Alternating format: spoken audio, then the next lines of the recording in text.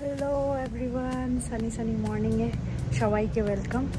আজকে আমরা আবার বেরিয়ে পড়েছি। আমরা যাবো হলো আজকে চিকপেট, একটু বাজার করার আছে, বাজার করছি, তোমাদেরকেও দেখাবো একটু এক্সপ্লোর করে। বাবা, আমরা চলে যাচ্ছি আবার চিকপেট বাজার করতে। এক্সপ্লোরিং চিকপেট। হ্যাঁ, আজকে একটু বেশি করে এক্সপ্লোর করব, কেনাকাটা কম হবে, এক্সপ্লোরটা একটু বেশি করে করব। কোন সাইডে কি আছে, কত দামের আছে, ওইসব দেখাবো তোমাদেরকে আজকে ভালো করে। সো ফাইনালি আমরা কেয়ারপুরম থেকে ম্যাজেস্টিক মেট্রো স্টেশন নেমে পড়লাম উইদিন 30 মিনিটস। এখন এখান থেকে একটা চেঞ্জ করব, চেঞ্জ করে একটাই স্টপ, এখান থেকে নেক্সট স্টপটাই মেট্রোটা চেঞ্জ করতে হয়। তারপর পৌঁছে যাবো আমরা চালাঘাটাতে। চালাঘাটা না চিকপেট? চিকপেটে। আজকে হলো সানডে আর জাস্ট ভিড়টা দেখো তোমরা, পুরো ম্যাজেস্টিক স্টেশনটা, মেট্রো স্টেশনটা ভিড় পুরো। ভিলেজে কোথায় চলে এসেছে। হ্যাঁ, সো ফাইনালি এই মেয়েটা একটুখানি আগে পিছলে এসে পৌঁছে গেলাম চিকপেট। এসকেলেটরে উঠতে গিয়ে চুপ থাক। এখন আমরা যাবো, বাজার করবো আর তোমাদেরকেও দেখাবো, দেখতে থাকো। দেখো ভিড়টা, বিশাল ভিড়। দেখো চিকপেটের সানডের মার্কেটটা, জাস্ট ভিড়টা দেখো, কত লোকজন এখানে, চারপাশে লোকজনের লোকজন। তো এখন আমরা চলে এসেছি কোশিতে, ইন্দিরানগরে যেটা আছে, গিয়ে আমরা দেখি কি খাবার পাই, খাবো। চলে আসলাম ভিতরে। জাস্ট তোমরা অ্যাম্বিয়েন্সটা দেখো, খুবই সুন্দর। আর আমরা চিকপেটটা এক্সপ্লোর করবো ভেবেছিলাম, বাট এতটাই ভিড় যে আমরা ওখান থেকে বেরিয়ে চলে আসলাম ইন্দিরানগরে এখানে খেয়ে নেবো বলে। ব্যাঙ্গালোরেও যে বাঙালি আছে সেটার প্রমাণ এই রেস্টুরেন্ট। বাঙালি ভরে ব্যাঙ্গালোরে, সেটা বলে লাভ নেই। হ্যাঁ, সেটা তো আছে, প্লাস আমরা এখানে এসেছি, এখানে দেখতে পাচ্ছি ম্যাক্সিমাম বেঙ্গলি মানুষ, আর প্লাস যারা স্টাফস আছে তারাও বেঙ্গলি, বাংলাতেই কথা বলছে, ভালোই লাগছে।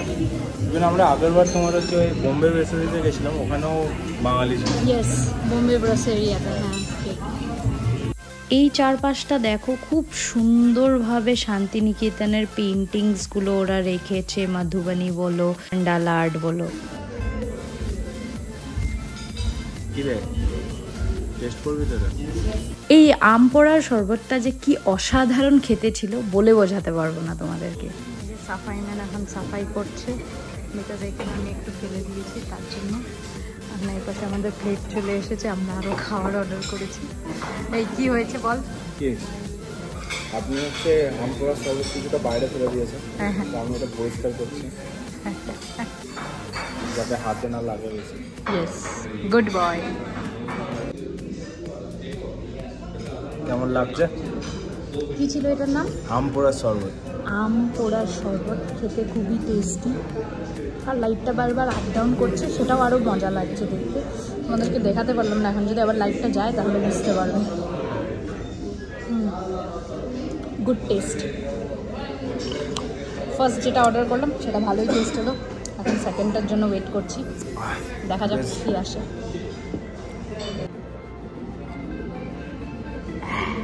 Cheers. আমপুরা শরবতে চিয়ার্স। এটা বেশ ভালো একটা খাট্টা মিঠা ফ্লেভার আছে। খাট্টা মিঠা ফ্লেভারটা খুবই স্বাদ লাগছে, একটু স্পাইসি স্পাইসি ভাবও আছে। আর স্পাইসি একটু আছে। একটা গাধা আছে, গাধাকে জ্ঞান দিচ্ছিলাম মানুষ হওয়ার জন্য।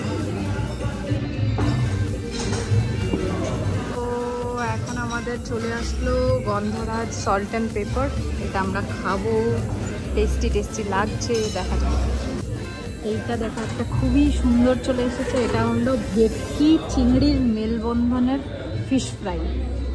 এই পাশেটা তোমাদেরকে দেখিয়েছি, এই পাশে এই দেখো, গরম গরম এবার হামলা করবো তাই না এইগুলোর উপরে। তোমরা দেখতে থাকো, আমরা খাই। সো আমরা স্টার্ট করলাম। এটা দিয়ে কাসুন্দিটা দে, সসও দে।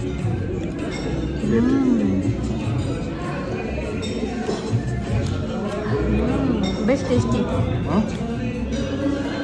টেস্টি। কেমন লাগছে খেয়ে?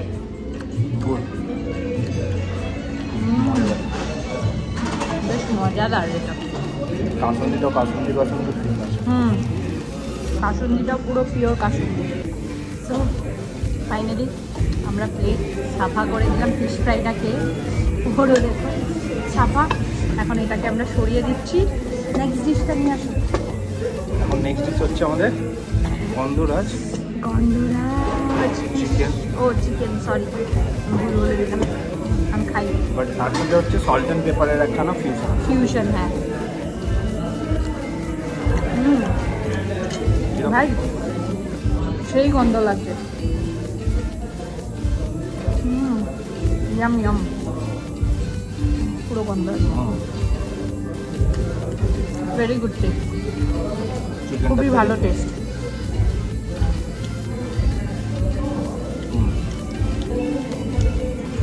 9 out of 10, রাইট? ভালো ভালো। আমরা এটা শেষ করে দিই, কোনো আওয়াজ করছি না। এবার চলে আসলো আমাদের কলকাতা স্টাইলের মটন বিরিয়ানি। সো এই যে চলে এসেছে আমাদের, দেখো মটন বিরিয়ানি উইথ রায়তা সুলুট পড়েও গেল একটা। এটাকে এখানে একটু আমরা খেয়ে নিই, পরে দেখা হচ্ছে। আচ্ছা, সো আমরা এখন নিয়ে নিলাম।